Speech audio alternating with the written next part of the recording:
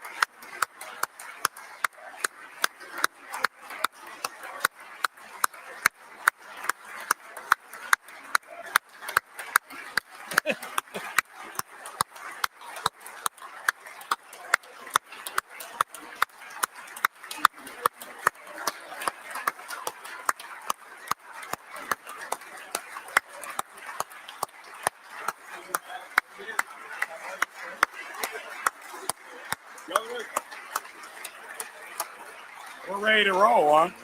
Okay.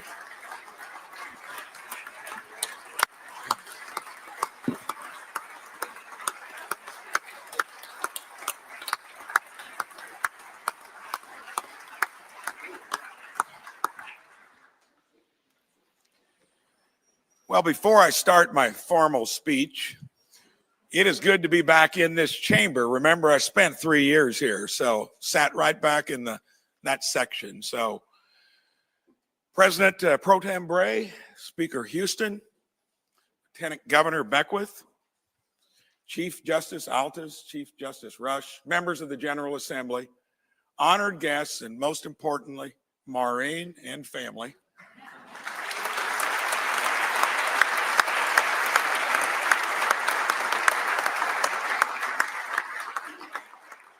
And my fellow Hoosiers, it's a real honor to address you here all tonight.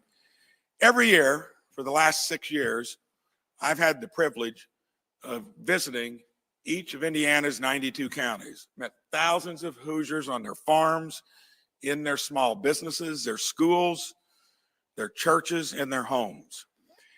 Not everyone I met has had an easy time these last few years. Many families were barely holding their heads above water as prices just kept rising. Despite all of that, what comes through most clearly when listening to Hoosiers is our resilience, our optimism, and a shared desire to make our state truly great. And I love that.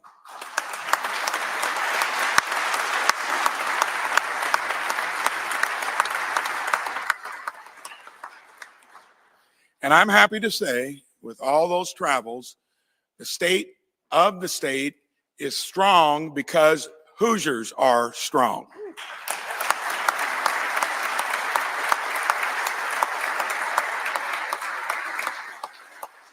In my inaugural address, my message was that our state is at a crossroads.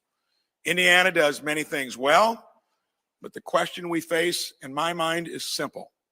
Will that be a plateau or a foundation to build something truly exceptional? When I had to make that decision to come back here or stay out there another 6 years, it was clear to me this was a golden opportunity. I put out my freedom and opportunity agenda because I believe Indiana should be a national model for bold, innovative leadership. The positive reception to that plan has been overwhelming, and in November, Hoosiers sent a resounding message that freedom and opportunity is what they want.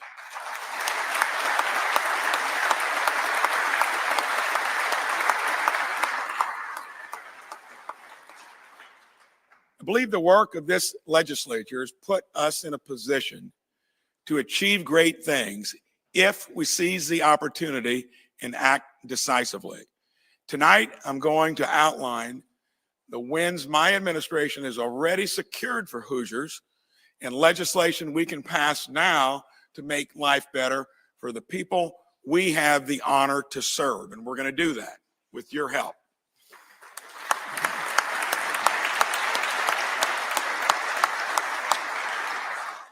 Hoosiers have been hurting from high prices, said that earlier. I'm proud that my budget continues the historic efforts of past governors in this General Assembly to keep reducing the income tax burden on Hoosiers. Indiana's led the way. I want to find new ways to continue delivering historic tax relief.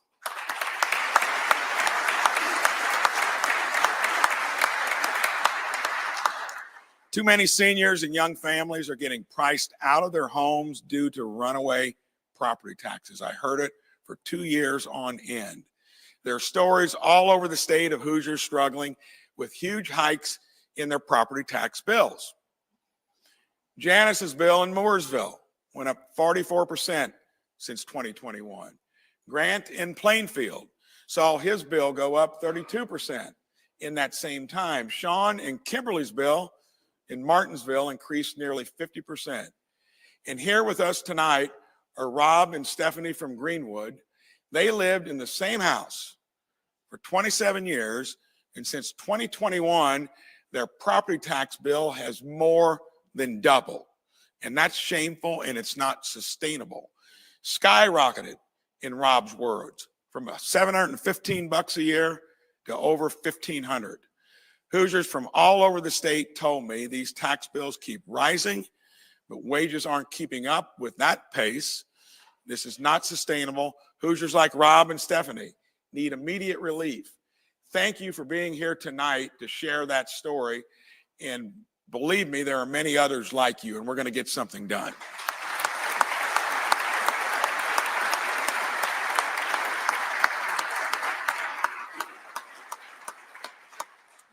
My plan is built on 3 priorities. Cut property taxes for Hoosier families, especially new homeowners and seniors, the most vulnerable for not being able to pay that big increase. Cap the annual increase to protect homeowners, farmers, and businesses, and reform the system through transparency. And when you talk about a cap, I'm not asking for something terribly difficult. It's a cap that would probably never even reach the amount of economic growth that we experience when it's a robust economy. So there's plenty of room there to make sure that we exercise good judgment and don't be overbearing to the taxpayer. It'll have an impact on local governments, and I realize that. But taxpayers are struggling, and we have to put their needs first. Just like the example I set with my budget proposal, all governments need to do more with a little less. We will continue to have important discussions with local governments, school boards about how to protect vital services like police, fire, and schools. But believe me, if we run this place well, we're going to be able to find it. Served on a school board for 10 years. I know how important that is in each one of our communities. Senator Travis Holdman introduced our Freedom and Opportunity Property Tax Relief Bill. I look forward to working with all of you to get this bill across the finish line.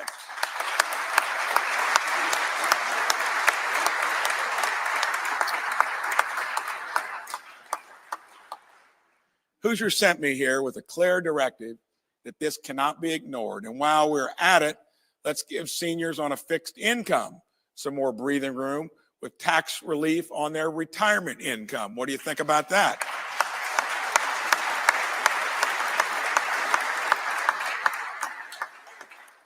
For farmers, and so many of us are in agricultural communities, let's create a tax advantage farm savings account to help stabilize their income during bad crop years. And let's address our aging ag workforce with a tax credit for retiring farmers passing their farms on to the next generation. They need that help.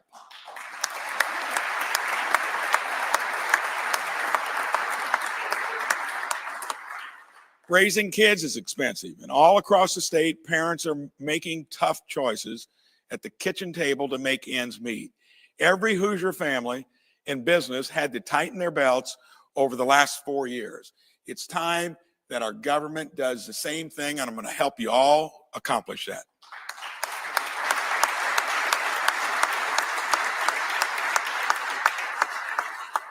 I spent 37 years in the real world running a business.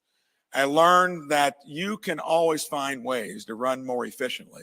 All of us were forced with that back in 08 and 09, where you thought you couldn't, you found out a way to do it.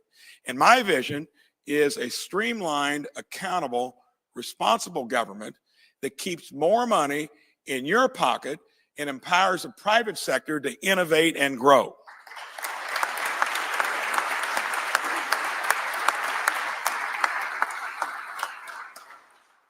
We're already taking action to make our government more efficient and accountable to the people. I directed my agency leaders to find cuts in their departments and signed a directive to cut at least a quarter of government regulations. Those stack up over time and sometimes are more painful than taxes that are too high. So I'm asking you to do that. We replaced the political DEI ideology with a level playing field of MEI. I know it's been a sensitive subject. Merit, excellence, and innovation. Diversity.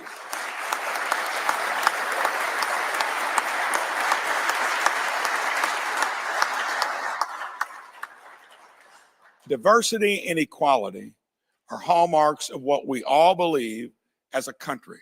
But these top-down DEI approaches and mandates led to division and inefficiency. MEI puts merit and results at the forefront, and everyone has a chance to get ahead with hard work. My agenda is about delivering freedom and opportunity for all Hoosiers.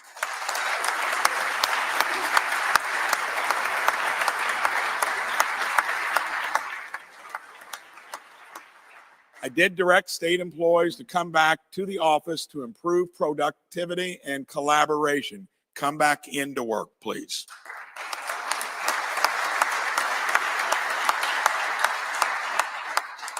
Created a new cabinet structure that's designed to run like a business. It adds a new level of accountability.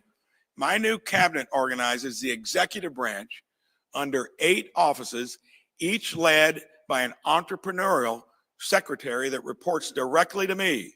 This improvement aligns agencies for more accountability, promotes more collaboration between agencies, and creates a clear chain of command so great ideas can get to me no matter where they start. And I think that's another dynamic that takes us to a new horizon.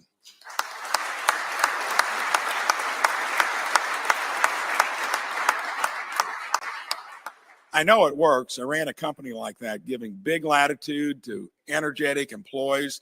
They'd bring me good ideas all the time. That same analog can be here in government. Tonight, I'm inviting legislators to work with me to identify opportunities for efficiency, and many of you have already done it, and I thank you for it. You were texting me 6 to 8 months ago, and I knew you were eager to do some of these things in our own government. Together, we'll create a more accountable and responsive state government, and you can count on that.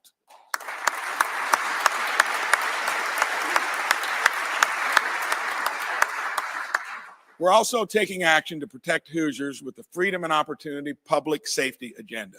We need to improve police recruitment and retention for Indiana State Police with competitive salaries, cost of living adjustments, and more comprehensive benefits. They put it out there on the line every day, and we need to make sure they're well paid and they're wanting to come in to that job. And I'm going to try to make sure that we get that right too, and across other law enforcement agencies as well.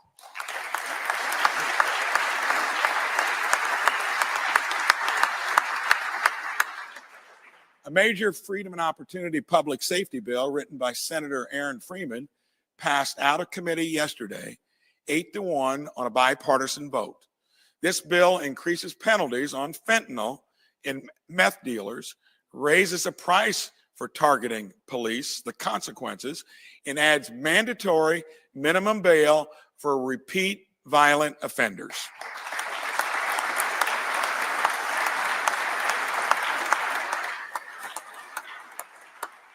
Americans sent a clear message in November.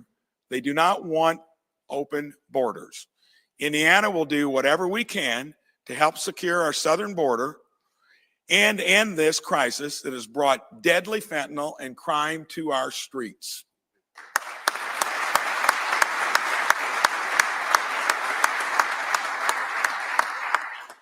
Unchecked illegal immigration brings serious risks to our communities. In September, an illegal alien stabbed a 14-year-old girl with a butcher knife in a random attack in Lowell. Let me be clear. Indiana will not be a safe haven for illegal immigration.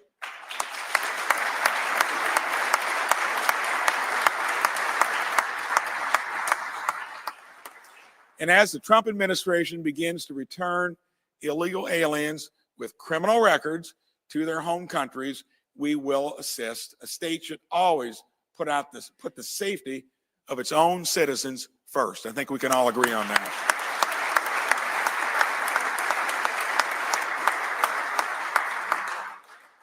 On economic development, we're taking a new approach focused on building skills for Hoosiers currently in the workforce to match high-value, high-wage jobs that employers need to fill. One way we'll achieve this is our Hoosier Workforce Investment Tax Credit. Employers will have a strong incentive to invest in employee skills, training, and development. We're structuring the Indiana Economic Development Corporation to spread the benefits of economic development programs across the state and expanding their mission to focus on existing employers and building on what other agencies are already doing.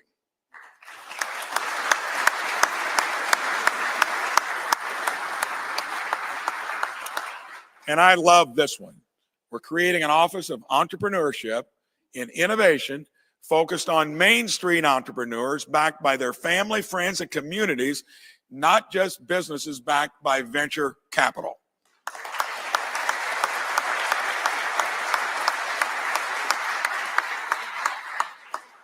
Maureen and I lived the American dream of starting a homegrown business in our hometown of Jasper, moved back there to do that and raise a family, been blessed beyond measure. I want every Hoosier to have the opportunity to live that dream as well.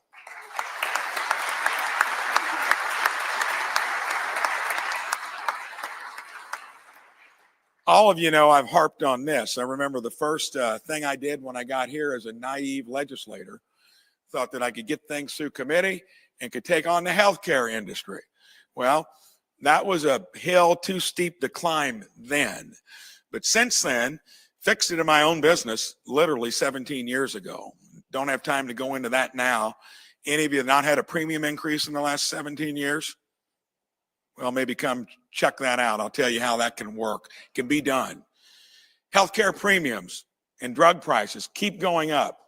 Many Hoosiers watching tonight are wondering how they're going to pay for the care they need.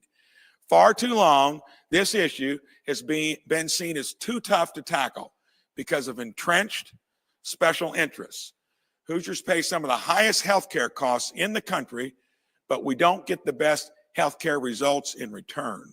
Based on experience taking on this issue in my own business, as I referred to, I developed my Freedom and Opportunity healthcare plan to lower prices, improve access, and promote innovation in the industry.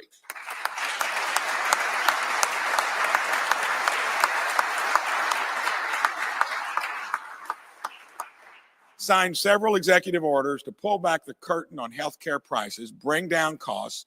I directed our state agencies to bring full price transparency to healthcare services so Hoosiers are empowered to shop around with clear upfront prices.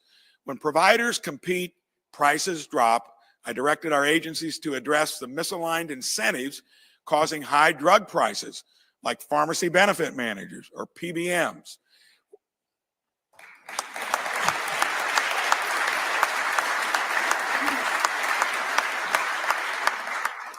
I'm so rambunctious, I didn't even stop for an applause line. So we're also leading comprehensive audits to find waste and abuse in our own state healthcare spending. And I think that's going to be picking some low-hanging fruit. But we need legislative action, and the General Assembly has shown a strong desire to get results. Thank you.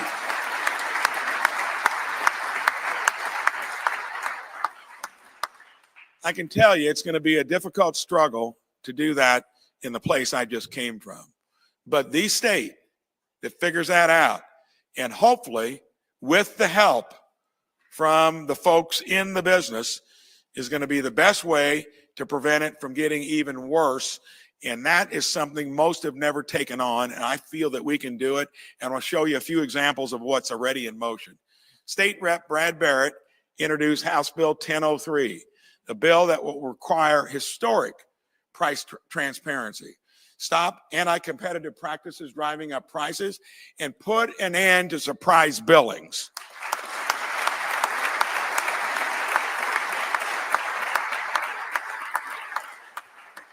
I've not met one person that likes a surprise medical bill. Have you? No. With us tonight is Melissa from Ossian up near Fort Wayne.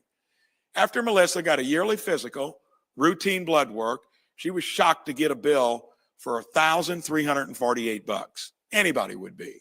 She had good insurance, always paid the $35 copay for testing or yearly checkups, spent hours on the phone with insurers who would say it's covered, and a provider who would tell her, work with the insurance company. Sound familiar? Well, that ended up being a $305 bill that should have been probably a third of that, and it didn't feel right that that was a good resolution. Melissa, it shouldn't feel right. We're going to try to fix that.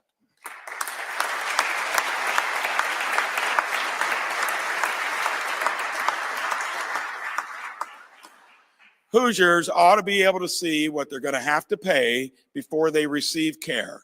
And a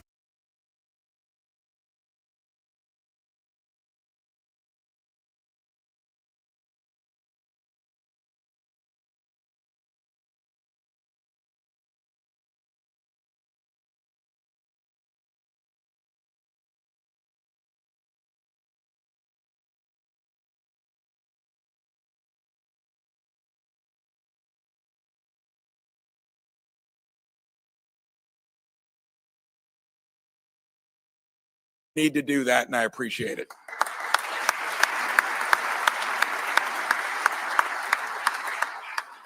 Another bill that will protect Hoosiers is Senate Bill 3, authored by Senator Justin Bush, which mandates that third-party administrators for health insurance plans have a fiduciary duty to act in the best interest of the plan sponsor.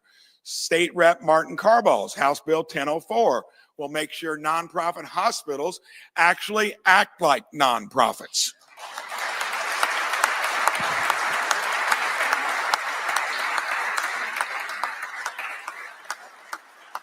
Senator Ed Charbonneau and State Rep Julie McGuire are leading the charge on PBM reform. Thank you all for your leadership, bringing down healthcare costs, improving outcomes for Hoosiers.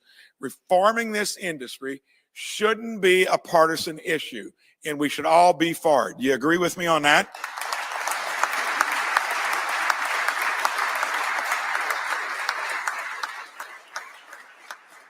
On education, Indiana got some good news this morning in the nation's report card.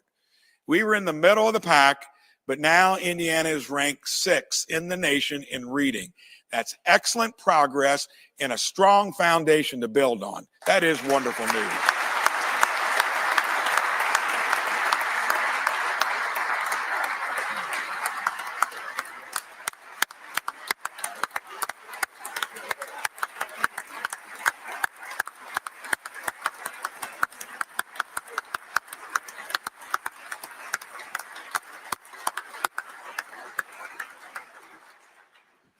I was a school board member for 10 years, and I'll never forget how I got on it. My wife has been so involved in our community, and she thought she would be the better prospect. And I could hear the conversation, and she said, finally wrapping it up, Bernie, I've told you politely I can't do it, but maybe my husband would be interested. That's how I got on the school board. And I can tell you, for anybody wanting to entertain life in the public arena, get on the school board and you'll see if you're cut out for it. So did it for 10 years. It's so important It's half our budget, another 15% on post-secondary, so we got to get it right. And I know the challenges our schools face. Everything I do on this issue will always be based on one simple idea. I like simple principles. Parents are in charge of their own kids' education.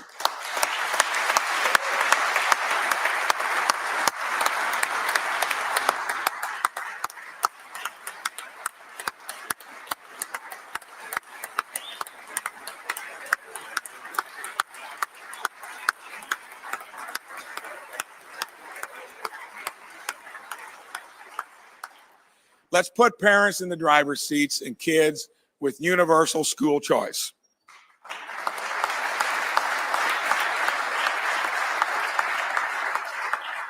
And thank all of you for mostly getting us there already, so kudos. My budget proposal has the plan to get it done, and with your help, we'll win this historic victory for Hoosier parents and kids. Let's increase teacher base pay to attract and keep great teachers.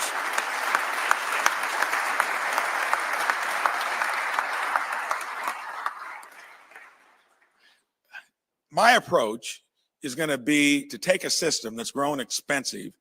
Heard the figure that the cost that we put into a classroom is around $250,000 when it comes to depreciation, maintenance, everything that goes into building the structure, and then most importantly, staffing it with somebody that's going to be a great instructor. And we do not put near enough into the classroom, and it's going to be a task for me to find how to take cost out of administration, out of buildings that we may not need quite as deluxe as they get built, and put it into the pocketbooks of teachers and instructors.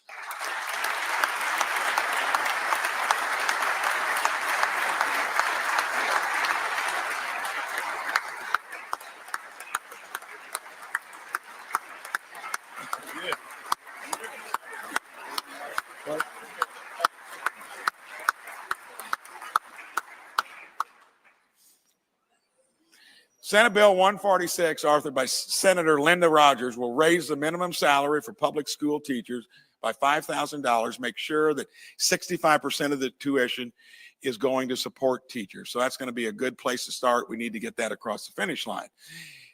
Let's pass House Bill 1637, authored by State Rep Steve Bartels, which establishes the Office of School Safety, called for in my Freedom and Opportunity agenda to protect kids. And we can't forget that education is also workforce development.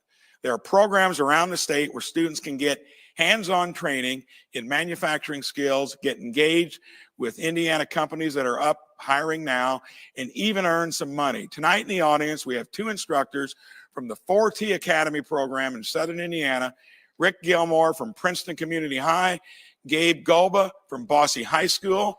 This program is a partnership between high schools and Toyota, and students have launched good paying careers directly from the class. 38 4T Academy students have been hired by Toyota in production roles, and 15 started careers in advanced manufacturing. This is a model we should replicate across the state.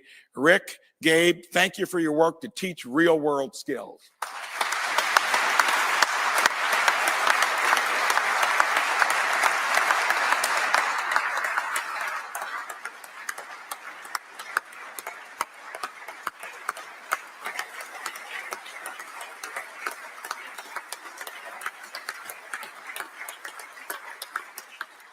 Indiana's future depends on how we educate the next generation.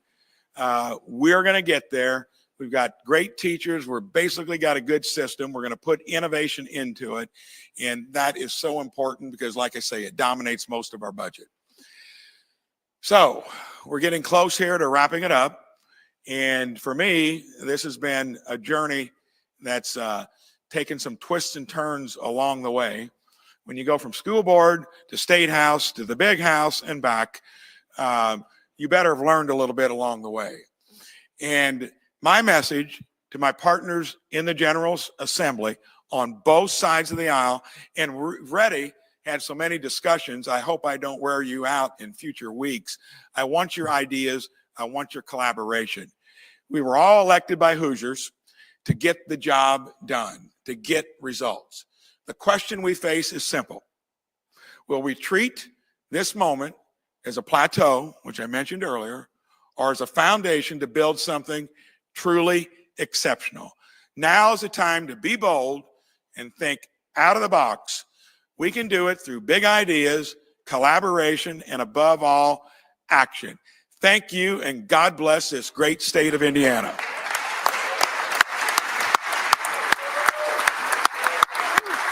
Well done. Great job, Governor. Well done.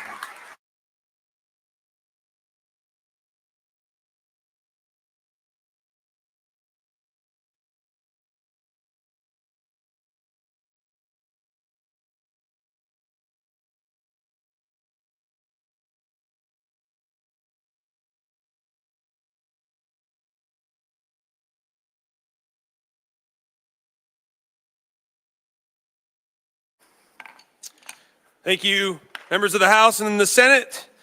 This joint convention is now adjourned.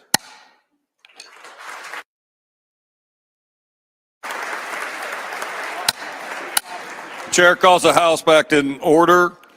Representative Karakoff, you have a motion. Motion is second. All those in favor, in case saying aye. Those opposed, no. Motion is adopted. We are adjourned.